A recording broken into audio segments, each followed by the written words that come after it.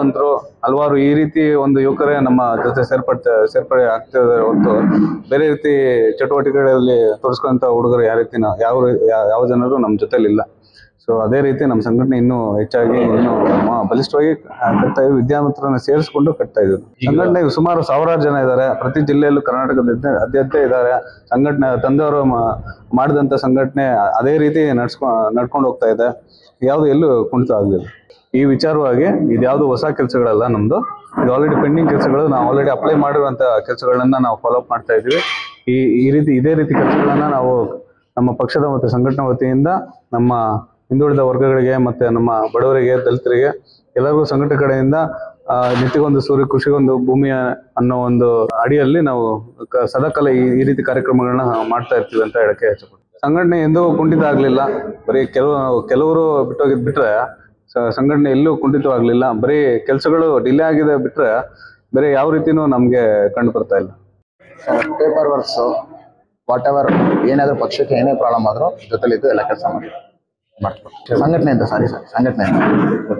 ಕಾವ್ಯ ಅಂತ ಹೇಳಿ ನಾನು ವಕೀಲೆಯಾಗಿ ವೃತ್ತಿ ಮಾಡ್ತಾ ಇದ್ದೀನಿ. ನಾನು ಇದಕ್ಕೆ ಒಂದು KRS ಪಕ್ಷಕ್ಕೆ ನಾನು ಸ್ವಇಚ್ಛೆಯಿಂದ ಬಂದಿದ್ದೇನೆ. ಯಾಕಂದ್ರೆ ನನ್ನ ಇದರಲ್ಲಿ ಇನ್ನೂ ತುಂಬ ಜನಗಳನ್ನ ಮುಂದೆ ತಗೊಂಡು ಬರಬೇಕು. ಇದಕ್ಕೆ ತುಂಬ ರೀತಿಯಾದಂಥ ಕಾನೂನು ರೀತಿಯಿಂದ ಎಂತಹ ಸಪೋರ್ಟ್ ಸಿಗುತ್ತೋ ಅದೆಲ್ಲ ಸಪೋರ್ಟನ್ನು ನಾನು ಕೊಡಬೇಕು ಅಂತ ಅಂದ್ಕೊಂಡಿದ್ದೀನಿ. ನನ್ನ ಹೆಸರು ಸಬಿಹಾ ಬಾನು ಅಂತ, ಅಂಜುಮ್ ಅಂತ ಕರೀತಾರೆ. ನಾನು ಈ ಜಿಗ್ನಿಶಂಕರ್ ಕಟ್ಟಂಥ ಸಂಘಟನೆಯು ಸುಮಾರು 3 ವರ್ಷಗಳಿಂದ ಮಹಿಳೆಗಳ ಅಧ್ಯಕ್ಷರಾಗಿ ಒಂದು ಕಾರ್ಯನಿರ್ವಹಿಸ್ತಾ ಇದ್ದೆ.